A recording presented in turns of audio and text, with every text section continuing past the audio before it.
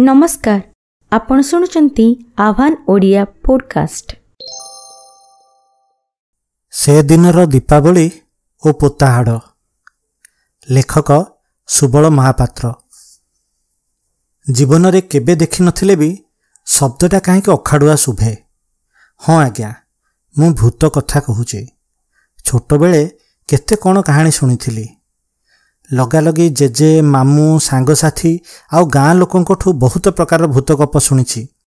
भूत कुआडे राति पहर करू डाकी निए माछ मारिबाकू किंबा बिलरे पानी मड़ेबाकू। केतेबेले देखा दिए केउ ब्राह्मण को जे कौनसी एक दूर गाँरु बाहाघर किंबा मृतक काम सारी फेरुथाए। किए बा देखे कौनसी एक रास्तारे निछाटिया सुनसान जंगल मझिरे राति 12टारे सुंदर झीटी आग छक जाए जीवापाई लिफ्ट मागे। केतेबेले कौनसी एक गाड़ीर ब्रेक फेल कर दिए और किछि बाट गला परे पुणी आपे आपे गाड़ीर ब्रेक काम करबाकू लागे। तार भी इलम अछि जे लंगड़ा होई भूतंक सह नाचिबाकू पड़े। गोलेई आकारर मूर्ति सेई भितरे ठिया हेबाकू पड़े सकाळ जाए। मूतमिशा माटी को तांको ऊपर को फिंगिबाकू पड़े। हातरे लुहार कौनसी एक जिनिस धरी आस्ते आस्ते सेमाने न देखिला परे सेठू खसी आसिबाकू हुए। अबा गाड़ी भितरे पाखरे थिबा मद बोतलर अल्प पी आउ अल्प हातरे बोली हेले भूत किछि करि पारे नाही। भूत भी आज्ञा कौन कम कि? चाहिले मनीष को मारी देई पारे, पागल करि पारे, अबा रक्त शोषी निए। से दर्पण रे देखा जाएनी और राति अधारे गाड़ी रे लिफ्ट मागी बसी जाए। से बसी सारला परे गाड़ीर ओजन बढ़ी जाए। गाड़ी ओजनिया लागे। 60 स्पीड रे चलेले 90 रे जिबा परे लागे। आउ सही जगाटी अतिक्रम करि सारला परे गाड़ीर स्पीड हठात पुणी 60 को पळे आसे। आउ पाख सीट रे झीटी न थाए। चालक नियंत्रण हराई केउ गछरे किंबा रास्ता पाखरे थिबा भंगा घरे पिटी हुए और मरी जाए। नहेले किछि दूर जिबा परे हठात झीटी उभान हो जाए और पछरु किछि शब्द आसी कानरे बाजे, जारे पुओ एथर छाड़ी देली। एगुडा सब शुणी शुणी बंटी अभ्यस्त थिला। भूत केमिति आउ हाबुडरे पड़िले केमिति बंचिबो, किंतु किछि प्रश्नर उत्तर से आजि जाए भी पाई नथिला। जेमिति कि ड्राइभरटी मरी सारिला परे लोक माने केमिति जानिले एते सब घटना घटिथिला बोली। भूत माने खाली खाली रे नाचंती ना तांको पई के डीजे बजाए? तांकर कोन माछ खाइबा पई लोभ थाए जे से माने माछ मारिबाकू डाकी नियंती? सेमाने तो जुआडे चाहिबे जाई परिबे, तेबे लिफ्ट काहेकि मागंती? ब्राह्मण पाखरे तो पैता थाए, ताकू देखि कि भूत डरे ना नहीं? जदि डरे तेबे ब्राह्मणर बा डरिबा दरकार नाही। आउ जदि न डरे तेबे से ब्राह्मण मृतक काम किपरि करे? सेतेबेले ताकू डर लागे ना नहीं? भूत देहरे मूत माटी केमिति बाजे? लुहा ओ मद को सेमाने डरंती ना भक्ति करंती ना घृणा करंती? ए सबु कहानी शुणी शुणी से बड़ होईची। भूत प्रति किछि डर थिले भी से जेते जेते बड़ हुए आस्ते आस्ते दुनिया को चिन्हिला परे ता मनरु भूत प्रति थिबा डर छाड़ी छाड़ी जाए। लोकमाने तो पुणी नाइट शिफ्ट सारी घर को आसुछंती। एबे सहर रे बड़ गछ किंबा सेमिति पुराना घर काहे जे भूत रहिबो? सहर तो केबे सुएनी, सबु बेले लोक जिबा आसीबा लागि थाए। तेबे भूत ना फूत? भूत डर छाड़ी छाड़ी आसला बेलकू ताकू जिबाकू पड़े घर प्राय 70 किलोमीटर दूर रे थिबा सहर को इंजीनियरिंग पढ़िबा पाई। जणे मामू ताकू गोटे डेउरिया देले पिंधिबा पाई। सबु शुभ हेबो। हौ इंजीनियरिंग रो प्रथम वर्ष जेमिति सेमिति कटिगला। द्वितीय वर्ष बेलकू सेमाने किछि सांग ठीक कले गोटे घर भड़ा नहीं मेस करी रहिबे। प्राय 8 जण। एते बड़ घर सहर भितरे अल्प पैसा रे मिलिबा मुश्किल। तेबे सहर ठु टिके दूर हेले भी किछि असुविधा नाही। पाखरे 2-3टी स्कूटर और मोटरसाइकेल अछि। कॉलेज को भी जिबा पई शॉर्टकट रास्ता अछि। अल्प समय भितरे पहुँची हेबो। सप्ताह को थरे 2 थर बजार रु परिबा नेले यथेष्ट। चाउल मसला पई पाखरे गोटे दुकान भी अछि। रोसई पई पाख साहिरु पिलाटीए भी मिलिगला। सबु दृष्टि सुविधा। तेणु घर भड़ारे नहीं गले सेमाने। आगरु मालिक से घरे निजे रहुथिला। एबे से निज घर छाड़ी मात्र 2 किलोमीटर दूर थिबा अन्य एक घर को भड़ारे चलीगला और बजार दरठू भी कम पैसा रे घरटी भड़ारे देबा पई राजी होईगला। बाह, बिराड़ी कपाल को शिका छिंडिला परिका एमानकु घरटी मिलिगला। एबे किछि किछि पैसा संची हेबो। आगरु तो घर भड़ा और होटेल खाइबारे सबु पैसा सरी जाए। जा हो भल हैला। निरोला टिके निछाटिया जगार घरटीए मिलिला।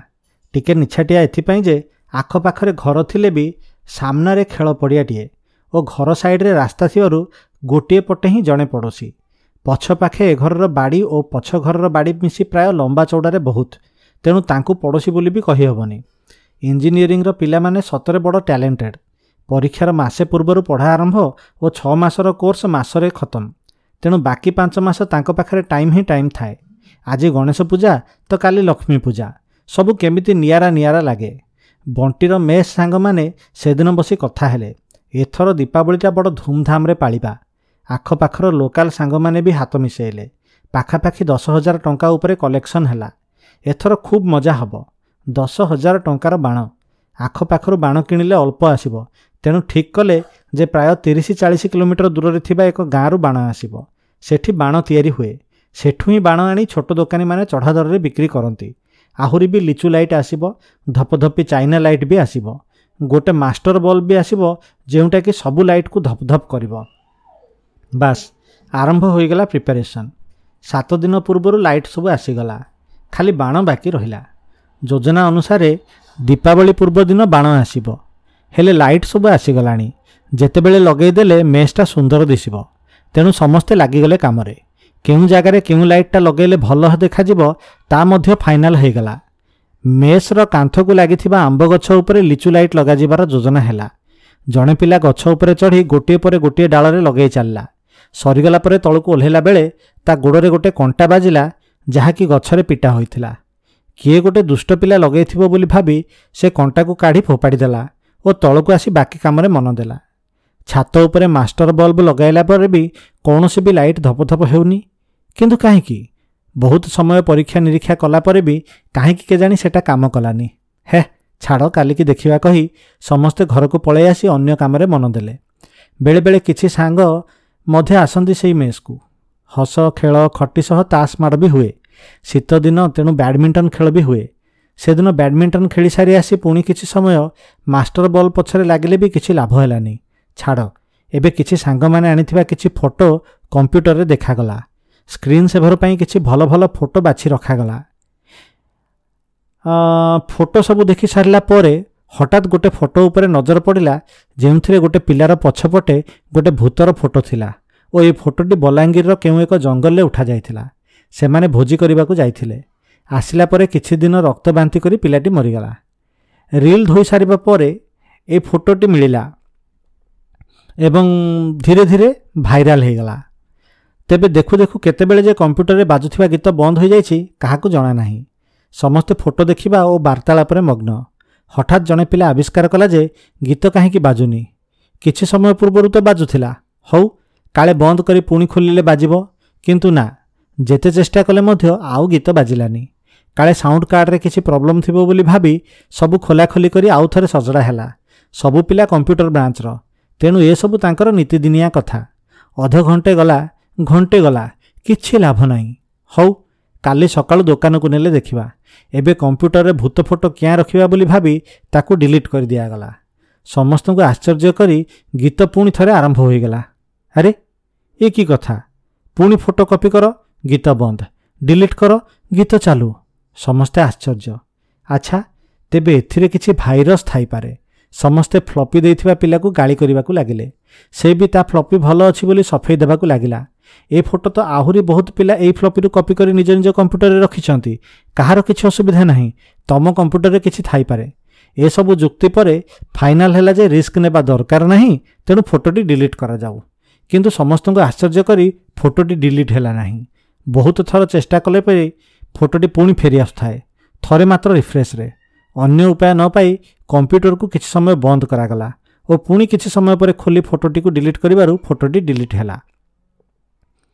ଦୀପାବଳି ଆହୁରି 4 ଦିନ ବାକି। ମଝିରେ ମେସ୍ ପିଲାଙ୍କ ଭିତରୁ ଜଣଙ୍କ ଭାଇ ବୁଲିବାକୁ ଆସିଲେ। ରାତିରେ ଗପ କରି ଶୋଉ ଶୋଉ ରାତି ପ୍ରାୟ 2:30 ହେଲାଣି। ସମସ୍ତେ ଶୋଇସାରିଲେଣି। ଝରକା ଖୋଲା, ମୃଦୁ ମୃଦୁ ପବନ ଧୀରେ ଧୀରେ ଝରକା ବାଟେ ଆସୁଥାଏ। ଶୀତଦିନ ତ ଆରମ୍ଭ ପ୍ରାୟ। ଘୋଡ଼େଇ ହେବା ଦରକାର ପଡ଼ୁନଥାଏ। ଫ୍ୟାନ୍ର ସ୍ପିଡ୍ ପ୍ରାୟ 2 ବା 3ରେ ଚାଲୁଥାଏ। ରହି ରହି ଗୋଟେ ପିଲାର ଘୁଙ୍ଗୁଡ଼ି ଶବ୍ଦ ଶୁଣାଯାଉଥାଏ। 3ଟି ବଖରାରେ ପ୍ରାୟ 9 ଜଣ ଶୋଇଥାନ୍ତି।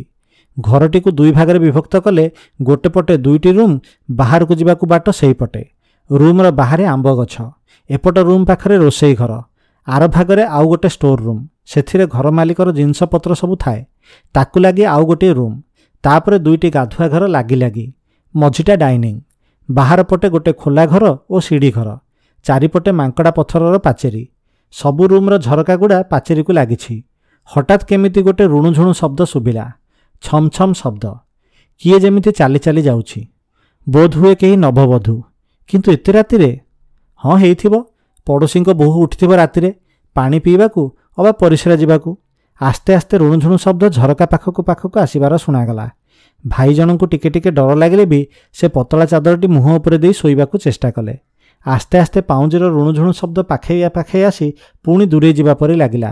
ଭାଇ ଜଣଙ୍କ ଏଥର ଉଠି ଝରକା ପଟେ ଡୁଙ୍ଗିଲେ, କିନ୍ତୁ ପାଦ ପାଖ ଧଳା ଶାଢ଼ୀଟିଏ ପରି ଦିଶିବା ବ୍ୟତୀତ ଆଉ କିଛି ଦୃଶ୍ୟ ହେଲା ନାହିଁ। ତେବେ କେହି ଜଣେ ଧଳା ଶାଢ଼ୀଟିଏ ପିନ୍ଧି ପାଚେରୀ ଉପରେ ଚାଲି ଚାଲି ଯିବାର ଅନୁଭବ କଲେ, କିନ୍ତୁ ପରଦିନ ସକାଳୁ କାହାକୁ କିଛି ନ କହି ତାଙ୍କ କାମରେ ଚାଲିଗଲେ। ସେଇଦିନ ସେଇ ଘରେ ମେସ୍ ପିଲାଙ୍କ ଭିତରୁ ଜଣେ ଶୋଇଥାଏ। ରାତି ପ୍ରାୟ 12ଟା ହେବ। ଅନ୍ୟମାନେ ଅନ୍ୟ ଘରେ ତାସ୍ ଖେଳୁଥାନ୍ତି ଓ 3 ଜଣ କମ୍ପ୍ୟୁଟରରେ ଗେମ୍। ହଠାତ୍ ଗୋଟିଏ କୁଁ କୁଁ ଶବ୍ଦ ଶୁଣାଗଲା। ତାପରେ ଓଃ ଏ ପରି ଛୋଟ ଚିତ୍କାର। ସମସ୍ତେ ଉଠି ପିଲାଟି ଶୋଇଥିବା ରୁମ୍କୁ ଧାଇଁଲେ। ପିଲାଟି ଶୋଇ ଛଟପଟ ହେଉଥାଏ। ସ୍ୱପ୍ନ ଦେଖୁଛି ବୋଧେ। ସମସ୍ତେ ତାକୁ ଉଠାଇବାକୁ ଚେଷ୍ଟା କଲେ। କିଛି ସମୟ ପରେ ଉଠିଲା। ଉଠୁ ଉଠୁ ଆଗ ବୋତଲରୁ ଅଧା ବୋତଲ ପାଣି ପିଇ ପକାଇଲା। ସମସ୍ତେ ତାକୁ ଗାଳି କରିବାକୁ ଲାଗିଲେ, ଶଳା ସ୍ୱପ୍ନ ଦେଖି ବିଳିବିଳଉଛୁ, ଆମ ଖେଳର ମୁଡ୍ ଭାଙ୍ଗିଦେଲା, ଛେ। ପିଲାଟି ଟିକେ ସାଷ୍ଟାମ ହେଲା ପରେ କହିଲା, ମୋତେ କିଏ ଜଣେ ମାଡ଼ି ବସିଥିଲା। ମୁଁ ଉଠିବାକୁ ଚେଷ୍ଟା କରୁଛି, କିନ୍ତୁ କିଏ ଜଣେ ମାଡ଼ି ବସିଛି। ବସିବାକୁ ଚେଷ୍ଟା କରୁଛି, କିନ୍ତୁ ଉଠି ପାରୁନି। ପାଟି କରିବାକୁ ଚେଷ୍ଟା କରୁଛି, କିନ୍ତୁ ଡାକ ଶୁଣାଯାଉନି। କଥା ବାହାରୁନି ପାଟିରୁ। ସମସ୍ତେ ତା କଥାକୁ ହସରେ ଉଡ଼େଇ ଦେଲେ। ଆମକୁ ତ କାହିଁ କେହି ମାଡ଼ି ବସୁନାହାନ୍ତି, ତୁ ଶଳା ସ୍ୱପ୍ନରେ ବିଳିବିଳେଇ ହେଉଛୁ। କିଏ କିରେ? ସୁନ୍ଦରୀ ଝିଅ ଥିଲା ନା ବୁଢ଼ୀ ମାଇକିନା? ହୋ ହୋ ହସ ଆଉ କଟାକ୍ଷରେ ପିଲାଟି ବିଚରା ଚୁପ୍ ରହିଗଲା। କିନ୍ତୁ ତା ପରଠୁ ସବୁଦିନ ଶୋଇବାକୁ ଯିବା ପୂର୍ବରୁ ବାଇବେଲରୁ 2-3ଟି ପାରା ପଢ଼ି ମୁଣ୍ଡିଆ ମାରି ବାଇବେଲକୁ ତକିଆ ତଳେ ରଖି ଶୋଇବାକୁ ଯାଏ। ଦୀପାବଳି ପୂର୍ବଦିନ ସବୁ ଜିନିଷ ଯୋଗାଡ଼ ହୋଇଗଲା। 4 ଜଣ ପିଲା ଯାଇ ବାଣ ନେଇ ଆସିଲେ। ଲାଇଟ୍ ସବୁ ସେମିତି ବିନା ଧପଧପରେ ଚାଲିଥାଏ। ବାଣଗୁଡ଼ିକୁ ଛାତ ଉପରେ ଖରାରେ ରଖାଗଲା। କାଲି ଦୀପାବଳି, ଆଉ ଗୋଟେ ଦିନ ଖରା ଦେଲେ ଭଲ ଫୁଟିବ। ଦେଖୁ ଦେଖୁ ଦୀପାବଳି ବି ଆସିଗଲା। ସମସ୍ତେ ଉତ୍କଣ୍ଠାର ସହ ସନ୍ଧ୍ୟାକୁ ଅପେକ୍ଷା କରିଥାନ୍ତି। କେତେବେଳେ ସନ୍ଧ୍ୟା ହେବ, ଚାହୁଁ ଚାହୁଁ ଦିନ ସରି ସନ୍ଧ୍ୟା ହେଲା। ଘରର ଦୁଆର ପାଖରେ 2ଟି ଦୀପ ଥୋଇ ବାଣ ଫୁଟା ଆରମ୍ଭ ହେଲା। ସେପଟେ ରୋଷେଇଆ ପିଲାକୁ କୁହାଯାଇଥାଏ ପୁରୀ ଓ ଆଳୁଦମ କରିବା ପାଇଁ। ରୋଷେଇଆ ପିଲାଟି ପୁରୀ ଆଳୁଦମ କରିସାରି ଘୋଡ଼େଇ ଗ୍ୟାସ୍ ଉପରେ ଜାଗା ରଖି ସବୁ ନିଜ ଘରକୁ ପଳେଇଲା। ଏପଟେ ବଣ୍ଟି ଓ ତା ସାଙ୍ଗମାନଙ୍କର ବାଣ ଫୁଟା ଚାଲୁ ରହିଲା। ଦେଖୁ ଦେଖୁ ରାତି 10ଟା ବାଜିଲା। ବାଣ ସବୁ ସରି ସରି ଆସୁଥାଏ। ଶେଷରେ ଫୁଟା ହେବା ପାଇଁ ଗୋଟେ ବଡ଼ କୁମ୍ପି ବାଣ ରଖାଯାଇଥାଏ। ବାଣଟି ପ୍ରାୟ ସୁରେଇ ଆକାରର ବଡ଼, ତେଣୁ ଶେଷରେ ରାତି ପ୍ରାୟ 11:30ରୁ 12ଟା ବେଳକୁ ସେଟା ଫୁଟାଯିବ। ଆଉ କେବଳ ବରଡ଼ା ବାଣ ତକ ଥାଏ। ସେଗୁଡ଼ା ଫୁଟାଇବାକୁ ଟିକେ ଅଧିକ ଟାଇମ୍ ଲାଗେ। ମଝିରେ ସମସ୍ତଙ୍କୁ ଭୋକ ଲାଗିଲା। ଜଣେ ପରେ ଜଣେ ଆସିଲେ ଖାଇବା ପାଇଁ। ଗୋଟେ ପିଲା ରୋଷେଇ ଘରକୁ ଆସିଲା ବେଳକୁ ପୁରୀ ଡେକ୍ଚିଟି ତଳେ ଓଲଟା ହୋଇ ପଡ଼ିଥାଏ। ଢାଙ୍କୁଣୀ କିନ୍ତୁ ବନ୍ଦ ଥାଏ। ପାଖରେ 3ଟି ପୁରୀ ଡେକ୍ଚିରୁ ବାହାରେ ପଡ଼ିଥାଏ ଓ କିଏ ଜଣେ ସେଥିରୁ ଗୋଟେ ଥର ଖଣ୍ଡିଆ କରି ଖାଇବା ପରି ଲାଗୁଥାଏ। ପିଲାଟି ନିଜ ପାଇଁ ପୁରୀ ବାହାର କଲା, ଖଣ୍ଡିଆ ପୁରୀଗୁଡ଼ିକୁ ଡଷ୍ଟବିନ୍ରେ ପକାଇଦେଲା। ପୁରୀ ଡେକ୍ଚିକୁ ପୁଣି ଥରେ ଗ୍ୟାସ୍ ଉପରେ ରଖି କିଛି ଆଳୁଦମ ନେଇ ଆର ଘରକୁ ଗଲା ଖାଇବା ପାଇଁ। ଆଉ ଜଣେ ଆସିଲା କିଛି ସମୟ ପରେ, ପ୍ରାୟ 15 ମିନିଟ୍ ପରେ। ଏଥର ବି ପୁରୀ ଡେକ୍ଚି ଓଲଟା ହୋଇ ପଡ଼ିଥାଏ। ଖଣ୍ଡିଆ ପୁରୀ ବାହାରି ତଳେ, କିନ୍ତୁ ଡେକ୍ଚିର ଢାଙ୍କୁଣୀ ବନ୍ଦ। ସେ ଭାବିଲା ବିଲେଇ ବୋଧେ ପକାଇ ଦେଇଛି। ସେ ବି ଖଣ୍ଡିଆ ପୁରୀଗୁଡ଼ିକ ଡଷ୍ଟବିନ୍ରେ ପକାଇ ନିଜ ପାଇଁ ଖାଇବା ଧରି ଡେକ୍ଚିକୁ ପୁଣି ଗ୍ୟାସ୍ ଉପରେ ରଖି ଆର ଘରକୁ ଗଲା ଖାଇବା ପାଇଁ। ଏଥର କିଛି ସମୟ ପରେ ପ୍ରଥମ ପିଲା ଆସିଲା ଆଉ କିଛି ପୁରୀ ନେବା ପାଇଁ। ପ୍ରଥମ ଥର ପରି ଏଥର ବି ଡେକ୍ଚି ଓଲଟି କରି ପଡ଼ିଥାଏ। ତା ରାଗ ପଞ୍ଚମକୁ ଉଠିଗଲା। ଚିଲେଇ କରି ସମସ୍ତଙ୍କୁ ଡାକ ପକାଇଲା ଓ କିଏ ଏମିତି କରିଛି କହି ଗାଳି ଦେବାକୁ ଲାଗିଲା। ବିଶେଷ କରି ଦ୍ୱିତୀୟରେ ଖାଇବା ନେଇଥିବା ପିଲାଟିକୁ। ଦ୍ୱିତୀୟ ପିଲାଟି ନିଜକୁ ନିର୍ଦ୍ଦେଶ ବୋଲି ସଫେଇ ଦେଉଥାଏ ଓ ସେ ଏହିପରି ପଡ଼ିଥିବାର ଦେଖି 3ଟି ପୁରୀ ଡଷ୍ଟବିନ୍ରେ ପକାଇଛି ବୋଲି କହି ପ୍ରମାଣ ସ୍ୱରୂପ ଡଷ୍ଟବିନ୍ ଆଡ଼କୁ ଗଲା। ପ୍ରଥମ ପିଲାଟି ରାଗ ତମତମ ହୋଇ, ତୁ ନୁହଁ ମୁଁ ପକାଇଛି। ଡଷ୍ଟବିନ୍ରେ ଦେଖିଲା ବେଳକୁ ଗୋଟେ ବି ପୁରୀ ନଥିଲା ଡଷ୍ଟବିନ୍ରେ। ଏବେ ପୁରୀ ଗଣନା ଆରମ୍ଭ ହେଲା। 8 ଜଣ ପିଲାଙ୍କ ପାଇଁ 80ଟି ପୁରୀ କରାଯାଇଥିଲା। 2 ଜଣ 6-6ଟି କରି ଖାଇଲା ପରେ ଓ 3ଟି ପୁରୀ ବାହାରେ ପଡ଼ିଲା ପରେ ବି ଡେକ୍ଚିରେ ଏବେ 80ଟି ପୁରୀ ଥିଲା। ରୋଷେଇଆ ବୋଧେ ଭୁଲରେ ଅଧିକ କରିଦେଇଛି। ଛାଡ଼, ଖାଇଲେ ଗଲା, କିଏ ଦେଖୁଛି ବୋଲି କହି ଅନ୍ୟମାନେ ଏବେ ସମସ୍ତେ ଖାଇ ବସିଲେ ଓ ଖାଇସାରି ପୁଣି ବାଣ ଫୁଟାରେ ମନ ଦେଲେ। ଏବେ ଆସିଲା କୁମ୍ପି ବାଣଟି ଫୁଟିବାର ସମୟ। ପଡ଼ିଆ ମଝିରେ ଯାଇ ଫୁଟାଇବା ପାଇଁ ସଜ ହେଲେ। ପଡ଼ିଆ ମଝିକୁ ଯାଇ ବାଣଟି ଅଧା ମାଟିରେ ପୋତି ସେଥିରେ ନିଆଁ ଲଗାଗଲା। ପ୍ରାୟ ଅଧା ଘଣ୍ଟା ବାଣଟି ଫୁଟି ସାରିଲା ପରେ ହଠାତ୍ ଢୋ କରି ଫୁଟିଲା ଓ ନିଆଁ ସବୁ ଚାରିଆଡ଼େ ବିଛାଡ଼ି ହୋଇ ପଡ଼ିଲା। ଆହୁରି ଫୁଟିଥାନ୍ତା, ସାଇଡ଼ରୁ ଟିକେ ଫାଟି ଯାଇଥିଲା ବୋଧହୁଏ। ବେକାର ହେଇଗଲା। ଆହୁରି ଅଧଘଣ୍ଟେ ଉପରେ ଫୁଟିଥାନ୍ତା ପରି ମନ୍ତବ୍ୟ ଦେଇ ସମସ୍ତେ ମନ ଦୁଃଖ କଲେ। ଏବେ ଘରକୁ ଫେରିବାର ବେଳ। ଘର ମୁହାଁ ହୋଇ ଦେଖିଲା ବେଳକୁ ଘର ଚାରିପାଖରେ ଧୂଆଁ ଭର୍ତ୍ତି। ଘରଟି ଯେମିତି ଭୂତ କୋଠି ପରି ଲାଗୁଥାଏ। ଅନ୍ୟ ସବୁଆଡ଼େ ଅଳ୍ପ ଧୂଆଁ ମିଶା କୁହୁଡ଼ି ଥିବା ବେଳେ ଘରର ଚାରିପାଖରେ ଧୂଆଁରେ ଭର୍ତ୍ତି। ଏପରିକି ମାତ୍ର 50 ମିଟର ଦୂରରୁ ବି ଲିଚୁ ଲାଇଟ୍ ଗୁଡ଼ିକ ଦେଖାଯାଉନଥାଏ। ସମସ୍ତେ ଉପରକୁ ଟାଣ ଦେଖିଲେ ବି ପଛ ପିଢ଼େଇ ପାଣି ହୋଇସାରିଥିଲା। ଆହୁରି ପାଖକୁ ପାଖାପାଖି 10 ମିଟର ପାଖକୁ ଆସିବାରୁ ଆସ୍ତେ ଆସ୍ତେ ଲିଚୁ ଲାଇଟ୍ ଗୁଡ଼ିକ ଦେଖାଗଲା। ହେଲେ ଏ କ'ଣ, ସବୁଗୁଡ଼ିକ ଧପ୍ ଧପ୍ ହେଉଥିଲେ। ଦୀର୍ଘ 7 ଦିନ ହେଲା ଯେଉଁ ଲିଚୁଗୁଡ଼ିକ ମୂଳରୁ ଥରେ ବି ଧପ୍ ଧପ୍ ହୋଇନଥିଲା, ଏବେ ସେଗୁଡ଼ିକ ଆଖି ମିଟିକା ମାରି ଖତେଇ ହେଲା ପରି ଲାଗୁଥିଲେ। ଆଉ କାହାର ସାହସ ନଥିଲା ଛାତ ଉପରକୁ ଯାଇ ଲାଇଟ୍ ଗୁଡ଼ିକୁ ବନ୍ଦ କରିବା ପାଇଁ। ଆସ୍ତେ ଆସ୍ତେ ଏହିପରି ଆହୁରି କାର୍ଯ୍ୟକଳାପ ସବୁ ନଜର ଆସିବାକୁ ଲାଗିଲେ। ଯେମିତି ରାତି 12ଟାରେ ସମସ୍ତେ ଗୋଟେ ଘରେ ବସି ଗପସପ କରୁଥାନ୍ତି, କିଏ ଜଣେ ଧଳା ଚାଦର ଘୋଡ଼େଇ ହୋଇ ଝରକା ପଟେ ଚାଲି ଚାଲି ଗଲା। ବଡ଼ ଝରକାଟିର 4ଟି କବାଟ।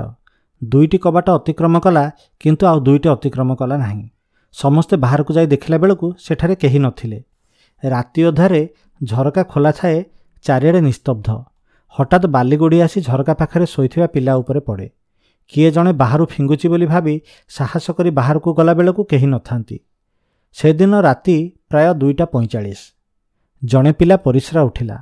ପ୍ରଥମ ଟଏଲେଟ୍କୁ ଗଲା ବେଳକୁ ଦେଖିଲା ଭିତରୁ ପଟୁ କବାଟ ବନ୍ଦ ଅଛି। ସେ ଆର ଟଏଲେଟ୍କୁ ଗଲା ବେଳକୁ ତା ଉପରୁ କିଛି ପାଣି ପଡ଼ିଲା। ସମସ୍ତେ ଶୋଇଥାନ୍ତି, ଝିଟିପିଟି ମୁତିଲା କି ଆଉ।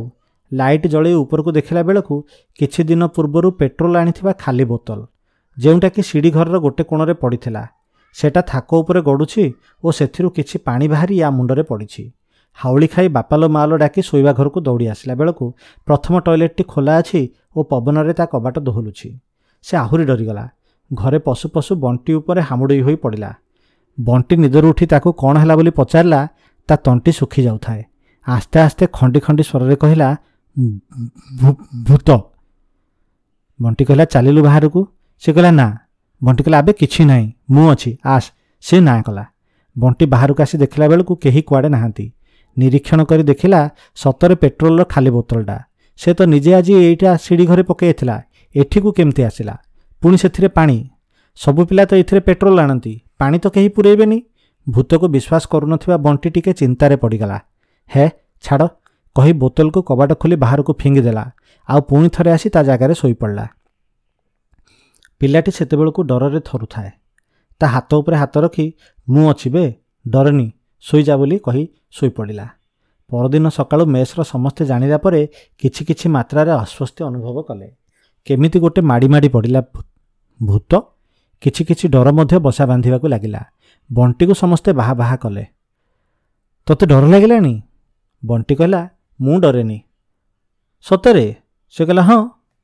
ଧୀରେ ଧୀରେ କଥାଟା ଏକାନ ସେକାନ ହୋଇ ଆଖପାଖ ସାଇ ପଡ଼ିଶା ସମସ୍ତେ ଜାଣିଲେ।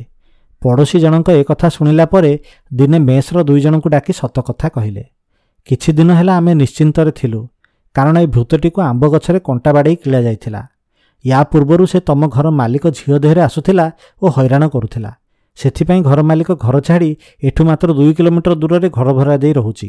ଆମେ ବି ସନ୍ଧ୍ୟା ହେଲେ ଏପଟର କବାଟ ବନ୍ଦ କରି ଭିତରେ ରହୁ। ଏବେ ପୁଣି କେମିତି ସେ ଫିଟି ଯାଇଛି।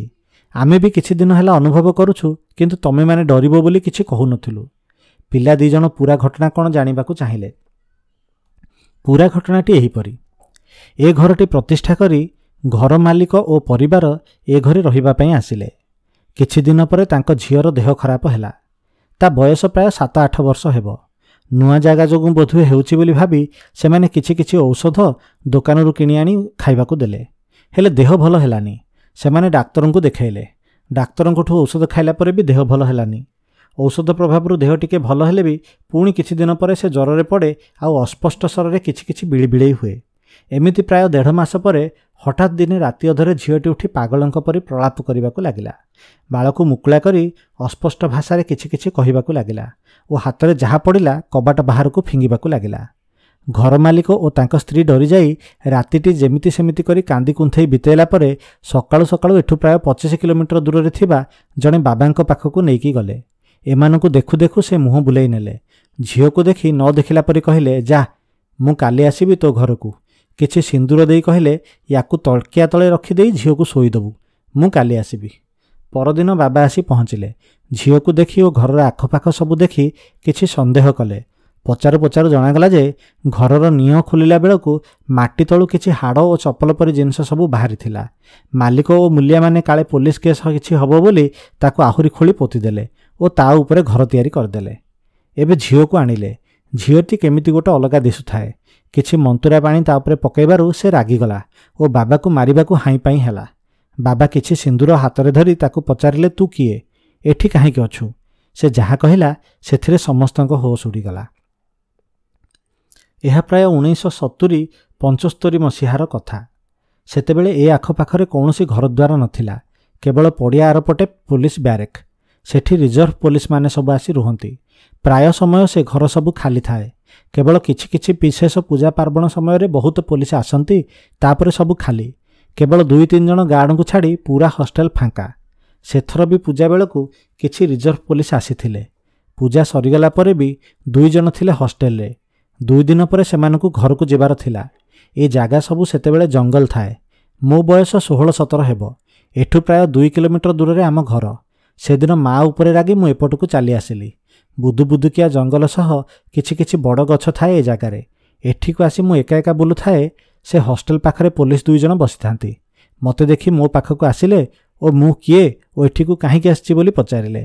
ମୁଁ କହିଲି ମୁଁ ରାଗରେ ରାଗି ଏ ପାଖକୁ ଆସିଛି। ଆରପଟେ ଆମ ଘର। କିଛି ନ କହି ସେମାନେ ମୋ ମୁହଁ ବନ୍ଦ କରି ଗୋଟେ ଗଛ ପଛ ପଟକୁ ଟେକି ନେଲେ ଓ ବଳାତ୍କାର କଲେ। ମୁଁ ଯେତେ କାନ୍ଦି ବୋବେଇ ନେହୁରା ହେଲେ ବି ମୋତେ ଛାଡ଼ିଲେ ନାହିଁ। ତାଙ୍କ ମନ ସନ୍ତୁଷ୍ଟ ହୋଇଯିବା ପରେ ତାଙ୍କର ବୁଦ୍ଧି ପଶିଲା। ଡର ଲାଗିଲା। ଏବେ କ'ଣ କରିବେ ବୋଲି ଭାବିଦେଲେ। ଏଣେ ମୁଁ କାନ୍ଦୁଥାଏ ଓ ସମସ୍ତଙ୍କୁ କହିଦେବି ବୋଲି ତାଙ୍କୁ ଧମକ ଦେଉଥାଏ। ସେମାନେ କ'ଣ କରିବେ ବୋଲି ଭାବି ମୋ ଓଢ଼ଣୀରେ ମୋ ତଣ୍ଟି ଚିପି ମାରିଦେଲେ ଆଉ ସେଇ ଗଛ ମୂଳରେ ମାଟି ଖୋଳି ପୋତିଦେଲେ। କିଛି ଦିନ ଖୋଜାଖୋଜି ପରେ ମୋ ମା ବାପା ବି ଚୁପ୍ ରହିଗଲେ। ମୁଁ ବି ଆଉ କିଛି କରିପାରିବିନି ବୋଲି ଭାବି ଏ ମାଟି ତଳେ ପଡ଼ି ରହିଲି। କିନ୍ତୁ ଇଏ ଘରର ନିଅଁ ଖୋଳିଲା ବେଳେ ମୋତେ ଉଠେଇଲା ଓ ପୁଣି ଆହୁରି ମାଟି ଖୋଳି ମୋତେ ପୋତିଦେଲା। ମୁଁ ସେ ରାକ୍ଷସ ଗୁଡ଼ାକର ତ କିଛି କ୍ଷତି କରିପାରିଲି ନାହିଁ, ହେଲେ ଇଏ ମୋ ହାଡ଼ ଦେଖି ପୋଲିସ ଓ ଲୋକମାନଙ୍କୁ କହିବା ବଦଳରେ ମୋତେ ପୁଣି ପୋତିଦେଲା। ତେଣୁ ଇଏ ବି ସମ ପରିମାଣରେ ଦୋଷୀ। ତେଣୁ ମୁଁ ୟା ଝିଅକୁ ମାରିଦେବି।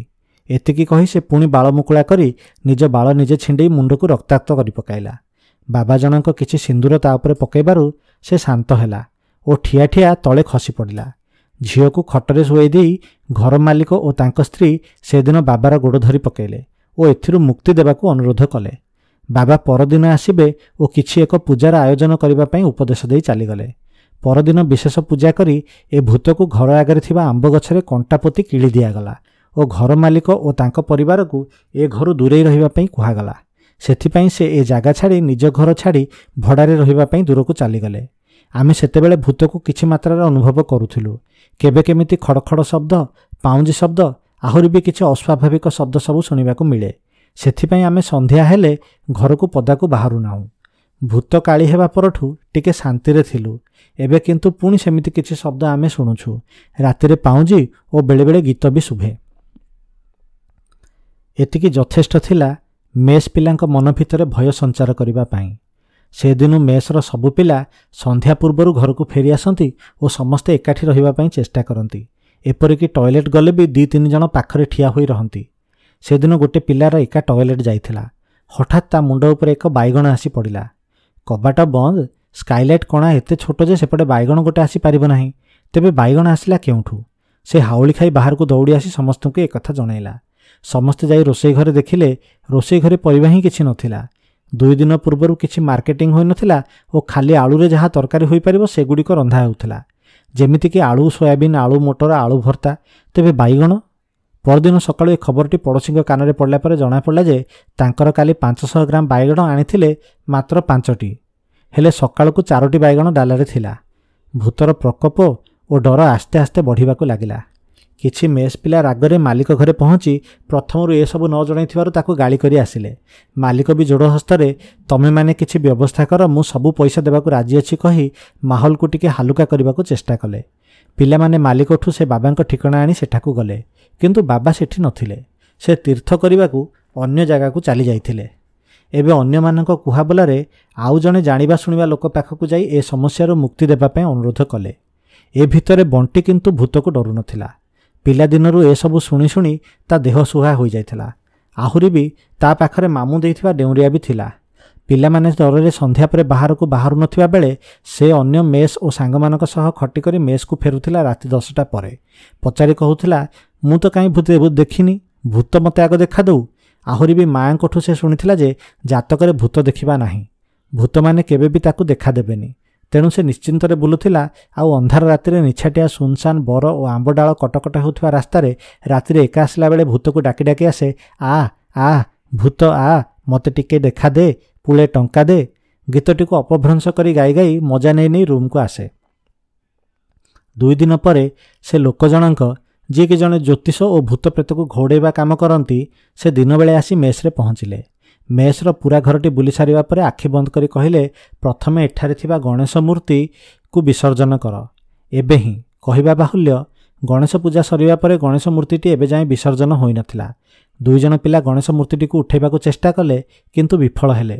ମୂର୍ତ୍ତିଟି ଆଣିଲା ବେଳେ 2 ଜଣ ଆଣିଥିଲେ, କିନ୍ତୁ ବିସର୍ଜନ ପାଇଁ ନେଲାବେଳେ 4 ଜଣଙ୍କୁ ମଧ୍ୟ କଷ୍ଟ ହେଲା ଓ ସେମାନେ ଜଲ୍ଦି ଜଲ୍ଦି ମୂର୍ତ୍ତିଟି ବିସର୍ଜନ କରି ଫେରିଆସିଲେ।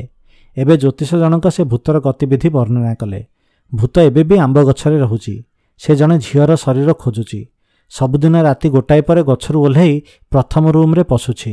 ଝରକା ପଟେ ପୁଣି ବାହାରକୁ ଯାଇ ଆର ଘରକୁ ଯିବାକୁ ଚେଷ୍ଟା କରୁଛି, କିନ୍ତୁ କୌଣସି ଏକ ଜିନିଷର ପ୍ରଭାବରେ ସେ ରୁମ୍କୁ ପଶି ପାରୁନାହିଁ। ପୁଣି ପ୍ରଥମ ରୁମ୍କୁ ଝରକା ପଟେ ଆସି ଡାଇନିଂ ଦେଇ ଆର ରୁମ୍କୁ ଯାଉଛି ଓ ପୁରା ଘର ଚାରିପଟେ ବୁଲି ସାରି କୌଣସି ଝିଅକୁ ନ ପାଇ ପୁଣି ଆର ଦିନକୁ ଅପେକ୍ଷା କରୁଛି। ଏତିକି ବେଳେ ବଣ୍ଟି ବାହାରୁ ଘରକୁ ପ୍ରବେଶ କଲା। ତାକୁ ଦେଖି ଜ୍ୟୋତିଷ ଜଣକ କହିଲେ, ସାର୍ଟ ଭିତରେ ତମେ କ'ଣ ପିନ୍ଧିଛ? ସେ କହିଲା, କିଛି ନାହିଁ। ତମ ପାଖରେ ଗୋଟେ ଡେଉଁରିଆ ଅଛି? ବଣ୍ଟି କହିଲା, ହଁ, କିନ୍ତୁ? ତାକୁ କହିବାକୁ ନ ଦେଇ, ଏଇଟା ଜଣେ କାଳୀଙ୍କ ସାଧକ ତୁମକୁ ଦେଇଛନ୍ତି? ବଣ୍ଟି କହିଲା, ହଁ। ବଣ୍ଟି ରହୁଥିବା ରୁମ୍ ଆଡ଼କୁ ଅଙ୍ଗୁଳି ନିର୍ଦ୍ଦେଶ କରି, ତମେ ଏଇ ରୁମ୍ରେ ରୁହ କି? ବଣ୍ଟି କହିଲା, ହଁ। କିଛି ହେଇଛି କି? ଓହୋ, ତେବେ ଏଇଥିପାଇଁ ସେ ଏପଟେ ଆସିପାରୁନି। ତେବେ ତୁମ ସମସ୍ତଙ୍କୁ ସତର୍କ ରହିବାକୁ ପଡ଼ିବ। ଆଗାମୀ 2 ଦିନ ପରେ ଗାଁ ପୂଜା। ମା କାଳୀଙ୍କ ଯାତ୍ରା ଏଇ ପାଖରେ ହେବ। ତୁମମାନଙ୍କ ଭିତରୁ କେହି ଜଣେ ସେ ଗାଁ ଭ୍ରମଣ କଲା ବେଳକୁ ତାଙ୍କୁ ବାଟ ଜଗି ବସିବ। ସେ ପଚାରିଲା ପରେ ସବୁ କହିବ। ତାପରେ ସେ ଯାହା ଦେବେ ତାକୁ ଏକ ହଳଦିଆ ଓ ନାଲି କନାରେ ଗୁଡ଼େଇ ଘରର ଦୁଆର ବନ୍ଧ ଓ ପଛ କବାଟ ପାଖରେ ବାନ୍ଧିବ। ତା ପରଦିନ ପୂଜା ପାଇଁ ଏହି ସବୁ ଜିନିଷ ଯୋଗାଡ଼ କରି ଆଣ କହି ସେ ଏକ ଲିଷ୍ଟ ବଢ଼େଇ ଦେଲେ। ପୂଜା ହେଲା ପରେ ସବୁ ଠିକ୍ ହେଇଯିବ। ମୁଁ ଏବେ ଘର ଚାରିପଟେ ଧଳା ସୋରିଷ ଓ ମନ୍ତୁରା ଜଳ ଛିଞ୍ଚି ଦେଇ ଯାଉଛି। ଏବେ 2 ଦିନ ସେ କିଛି କରିବ ନାହିଁ। ଏତିକି କହି ସେ ବ୍ୟାଗ୍ରେ ଆଣିଥିବା ସୋରିଷ ସହ ମନ୍ତୁରା ପାଣିକୁ ମିଶାଇ ଘର ଚାରିପାଖରେ ଛିଞ୍ଚିବାକୁ ଲାଗିଲେ। ପରଦିନ ଜ୍ୟୋତିଷଙ୍କ କହିବା ଅନୁସାରେ ଗାଁ ଦେବତୀ ଗଲାବେଳେ ତାଙ୍କଠୁ କିଛି ବିଭୂତି ପାଇ ପିଲାମାନେ ଜ୍ୟୋତିଷ କହିବା ଅନୁସାରେ ନାଲି ଓ ହଳଦିଆ କନାରେ ତାକୁ ଗୁଡ଼େଇ ଘରର ମୁଖ୍ୟ ଦରଜା ଓ ପଛ ଦରଜା ପାଖରେ ସେସବୁକୁ ବାନ୍ଧିଲେ ଓ ପରଦିନ ପୂଜା ପାଇଁ ସବୁ ସରଞ୍ଜାମ ଯୋଗାଡ଼ କଲେ। ସେଦିନ ପୂଜା ବହୁତ ସମୟ ଧରି କରିବା ପରେ ମେସ୍ର ସବୁ ପିଲାଙ୍କ ହାତରେ ରକ୍ଷାସୂତ୍ର ବନ୍ଧାଗଲା। ଜ୍ୟୋତିଷ ଜଣଙ୍କ ସବୁ ପିଲାକୁ ଡାକି କହିଲେ, ଆଜି ଏ ଭୂତର ଏ ଘରେ ଶେଷ ଦିନ। ସେ ଆଜି ଏ ଘର ଛାଡ଼ି ଚାଲିଯିବ। ତେଣୁ ସେ କିଛି ବି ହରକତ କରିପାରେ। ସମସ୍ତେ ସାବଧାନ ଥିବ। କୌଣସି ଘରେ ଏକା ରହିବ ନାହିଁ। ସେ ତୁମମାନଙ୍କୁ ଡରାଇବା ପାଇଁ ଚେଷ୍ଟା କରିବ। ସନ୍ଧ୍ୟା 7ଟା ପରେ କବାଟ ଝରକା ସବୁ ବନ୍ଦ କରି ସମସ୍ତେ ଘର ଭିତରେ ହିଁ ରହିବ। ଆଉ 2-3 ଜଣ ରାତି ସାରା ଅନିଦ୍ରା ରହିବ। କେତେବେଳେ ବି କିଛି ବି ଅଘଟଣ ଘଟିପାରେ। ଆଜି ରାତିଟି ବିତିଗଲେ କାଲିଠୁ ସେ ଆଉ ଘରକୁ ଆସିବନି କିମ୍ବା ତୁମମାନଙ୍କୁ ଆଉ ଦେଖାଦେବ ନାହିଁ। କହିସାରି ସେ ନିଜ ଜିନିଷପତ୍ର ଧରି ଦକ୍ଷିଣା ଧରି ଘରୁ ବାହାରି ଗଲେ। ଯାହା ହଉ ଆଜି ଆଉ ଗୋଟିଏ ଦିନ। ସମସ୍ତେ ଟିକେ ଶାନ୍ତିରେ ନିଶ୍ୱାସ ମାରିଲେ। ଯେମିତି ସେମିତି କରି ଆଜି ରାତିଟା କାଟିଦେଲେ ଗଲା। ସନ୍ଧ୍ୟା 7ଟାରୁ ମେସ୍ର ମୁଖ୍ୟ କବାଟ ଝରକା ସବୁ ବନ୍ଦ କରିଦିଆଗଲା। ହେଲେ ବଣ୍ଟି କାହିଁ? 8ଟା ପରେ ବଣ୍ଟି ଫେରିଲା ଅନ୍ୟ ଏକ ମେସ୍ରୁ। ସେ ଯାହା ହଉ ଭଲରେ ଭଲରେ ରାତିଟି କଟିଗଲା। ଓହୋ, ଶାନ୍ତି। ଏବେ ଆଉ ଡର ନାହିଁ। ପରଦିନ ସନ୍ଧ୍ୟା 8ଟା ପରେ ସମସ୍ତେ ଗୋଟିଏ ଘରେ ବସି ଏ ବିଷୟରେ ଆଲୋଚନା କରୁଥିବା ବେଳେ ହଠାତ୍ ଗୋଟେ ଖାଲି ଟମାଟୋ ସସ୍ ବୋତଲ, ଯେଉଁଟା କବାଡ଼ିବାଲାକୁ ବିକ୍ରି କରିବାକୁ ଘର ପଛପଟେ ଥିଲା, ଏକ ଖାଲି ଜାଗାରେ ରଖାଯାଇଥିଲା। ଉପରୁ ପଡ଼ି 3-4 ଥର ଡ୍ରପ୍ ଖାଇ ଗଡ଼ି ଗଡ଼ି ସେ ଘର ଭିତରେ ପ୍ରବେଶ କଲା। ଆଗରୁ କେବେ ଅନୁଭବ କରିନଥିବା ବଣ୍ଟି ଏ ଘଟଣାଟି ନିଜ ଆଖିରେ ଦେଖିବା ପରେ ତାକୁ କେମିତି ଲାଗୁଥିଲା। ଆଈମାଙ୍କ ଗୋଟିଏ କଥା ତାର ଏବେ ମନେ ପଡ଼ୁଥିଲା। ଭୂତ ଅଛି, ଠିକ୍ ଯେମିତି ଭଗବାନ ଅଛନ୍ତି। ଆମେ ଭଗବାନଙ୍କୁ ଦେଖିପାରୁ କି? ସେମିତି ଭୂତମାନଙ୍କୁ ବି ଆମେ ଦେଖିପାରୁନୁ। କିଛି ସମୟ ଚୁପ୍ ରହି ସମସ୍ତେ ସମସ୍ତଙ୍କ ମୁହଁକୁ 2-4 ଥର ଚାହିଁଲା ପରେ ଶୀଘ୍ର ଏ ଘର ଛାଡ଼ିବାର ଯୋଜନାରେ ଏକମତ ହୋଇସାରିଥିଲେ।